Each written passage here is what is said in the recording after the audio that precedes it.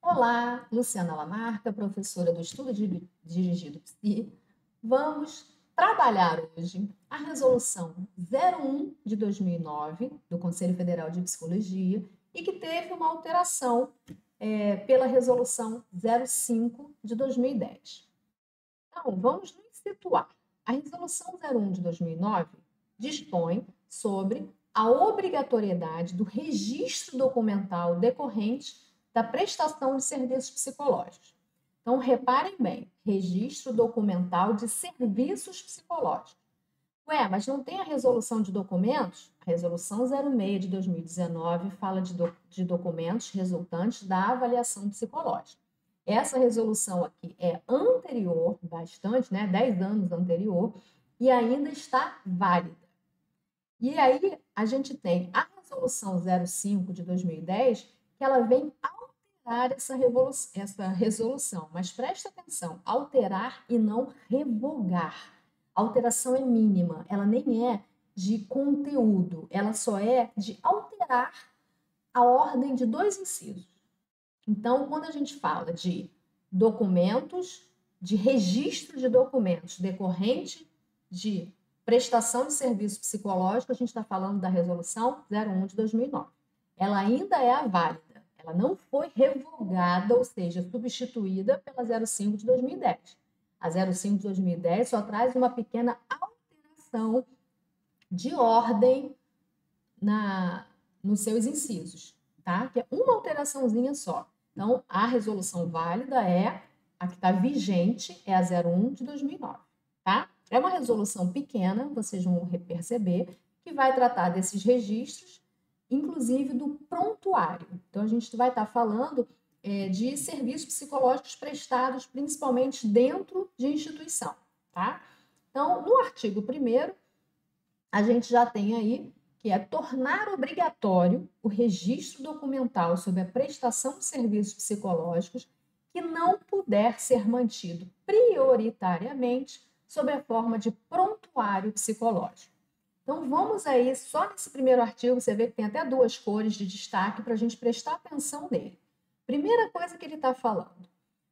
Quando a gente faz um atendimento na instituição de um paciente, prioritariamente, qual é o registro que a gente tem que fazer? É num prontuário, prioritariamente. Se eu não puder fazer um registro no prontuário, eu tenho que criar um registro específico para aquele paciente. E que situação é essa que eu não posso fazer um prontuário? Aí é a sequência do nosso artigo. Por razões que envolvam a restrição do compartilhamento de informação com o usuário e ou beneficiário do serviço prestado. Então, vocês vão ver mais à frente que o usuário do serviço, ele tem pleno direito de ter acesso ao prontuário dele.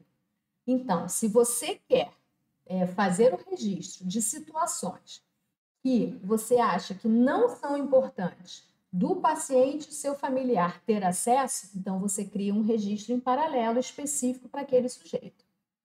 Tá? Então, um não desdiz do outro. A questão é o tipo de informação que será colocada. Então, tudo que for do prontuário vai chegar ao paciente como direito. Se você quer algo que é mais sigiloso e confidencial, você faz um registro separado. Então, isso já de cara define para a gente o nosso registro documental. Parágrafo 1º. O registro documental em papel, né? Ou seja, impresso, escrito em papel ou online informatizado, tem caráter sigiloso e constitui-se um conjunto de informações que tem por objetivo contemplar de forma sucinta o trabalho prestado, a descrição do serviço, né? E a evolução do caso e os procedimentos técnicos científicos adotados. Deve ser mantido permanentemente atualizado e organizado pelo psicólogo que acompanha o procedimento. Então, é responsabilidade do profissional que está acompanhando aquele caso fazer um registro sistemático e constante sobre o serviço prestado, a descrição dos procedimentos, a evolução do caso. Certo? Artigo 2º. Os documentos agrupados nos registros de cada usuário devem contemplar. Então, o que tem que estar colocado nesse registro? a identificação do usuário e da instituição, a avaliação da demanda, o registro da evolução dos atendimentos, de modo que o quê? Qual é a ideia? Que qualquer outra pessoa que faça parte daquela equipe possa acompanhar a evolução daquele caso. E também tem que constar nessa evolução os procedimentos técnico-científicos adotados. E, além disso, o registro de encaminhamento ou encerramento, quando for o caso. Então, tudo isso tem que aparecer no nosso registro documental. Deve constar no documento de prestação de serviço. Esses dois itens foram justamente os que foram alterados pela Resolução 05 de 2010, alterados no sentido da ordem, tá? Nenhum contexto, nenhum conteúdo foi alterado. Então, aqui já está na ordem correta, na ordem alterada.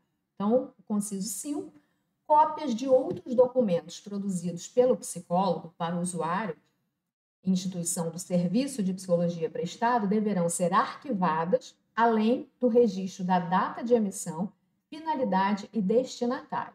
Então, uma vez também que você consegue outros documentos para ser agrupado a esse registro, tudo isso tem que ser datado, tem que ser fechado, mantido em sigilo, organizado, né, que faz parte, vamos dizer assim, da vida do paciente, o seu percurso naquele serviço.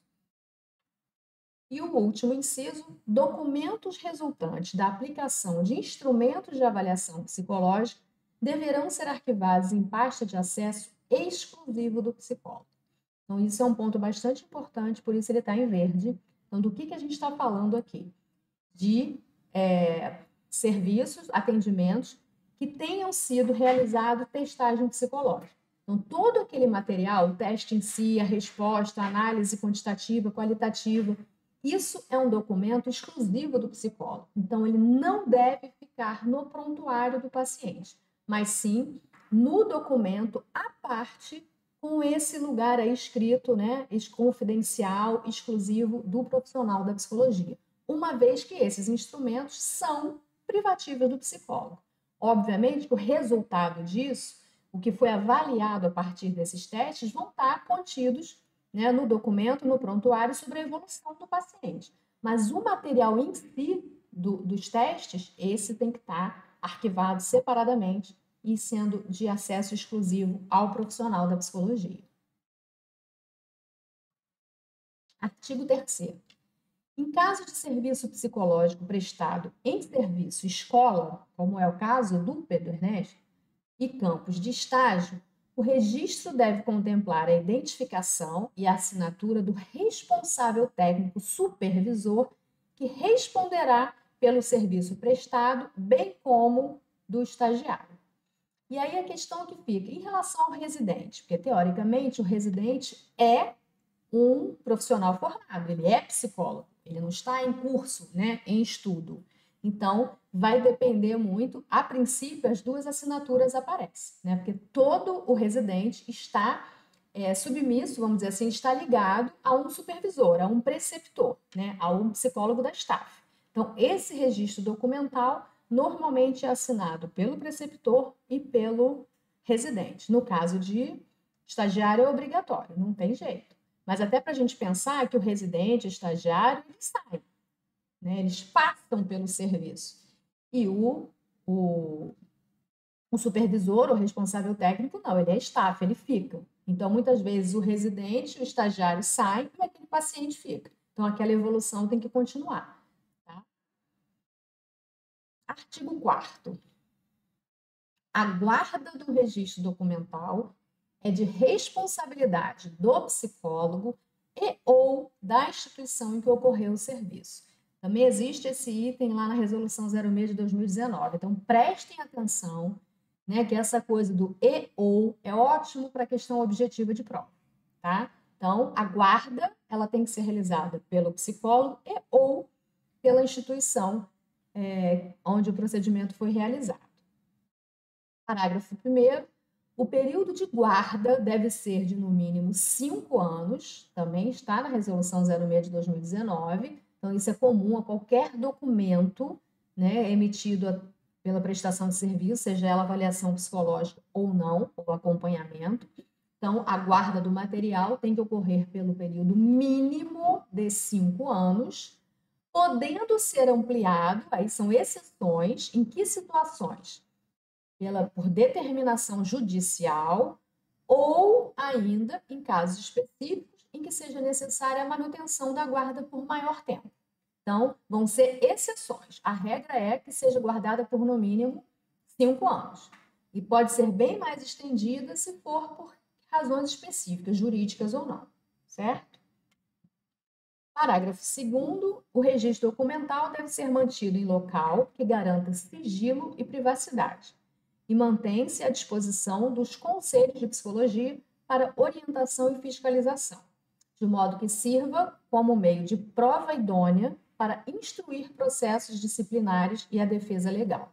Então, esses documentos têm que estar guardados sob responsabilidade do profissional e da instituição, até para, em casos necessários, de algum processo disciplinar, a Comissão de Orientação e Fiscalização do Conselho Regional possa ter acesso a essa documentação.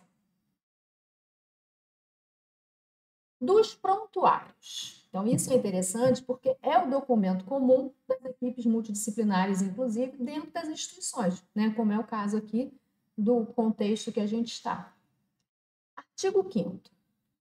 Na hipótese do registro documental, de que trata o artigo 1º dessa resolução, seja realizado de forma de prontuário, o seguinte deve ser observado. Primeiro, as informações registradas pelo psicólogo são exatamente as mesmas listadas, né, quando é um registro documental. Então, seja no prontuário, seja no registro, outro, aquela lista, né, de nome do usuário da instituição, avaliação da demanda, tudo aquilo tem que estar contido nesse documento. Segundo, fica garantido ao usuário ou representante legal o acesso integral às informações registradas pelo psicólogo em seu prontuário. Então, tudo que está no prontuário pode ser visto e analisado pelo o próprio cliente. Então, por isso, só se coloca no prontuário aquilo pertinente e que seja, de alguma forma, que traga algum benefício para a compreensão do próprio sujeito em relação ao seu tratamento. Para atendimento em grupo não eventual, o psicólogo deve manter, além dos registros dos atendimentos, a documentação individual referente a cada usuário.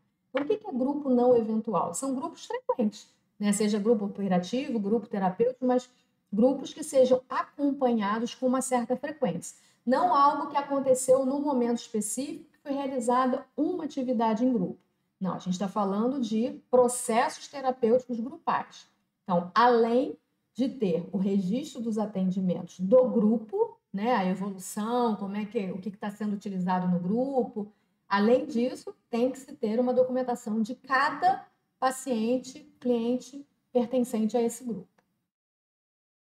A guarda dos registros de atendimento individual ou de grupo é de responsabilidade do profissional psicólogo ou responsável técnico e obedece tanto ao Código de Ética quanto à Resolução 07/2003. Prestem atenção aqui, essa resolução é de 2009, então ainda não existia a Resolução 06 de 2019, que no caso revoga essa 07/2003, tá? Artigo 6º. Quando em serviço multiprofissional, o registro deve ser realizado em prontuário único. Então, são vários profissionais atendendo aquele paciente, assistente social, médico, psicólogo, enfermeiro, mas o documento é único, né, em forma de prontuário. Devem ser registradas apenas informações necessárias ao cumprimento dos objetivos do trabalho. Então, isso é fundamental. Todas aquelas informações, para além disso, tem que estar no registro à parte. Correto? Então, é isso, é uma resolução simples, mas importante, que vocês têm que estar atentos aí para a prova de vocês. E a gente volta já já trabalhando duas questões objetivas sobre essa resolução.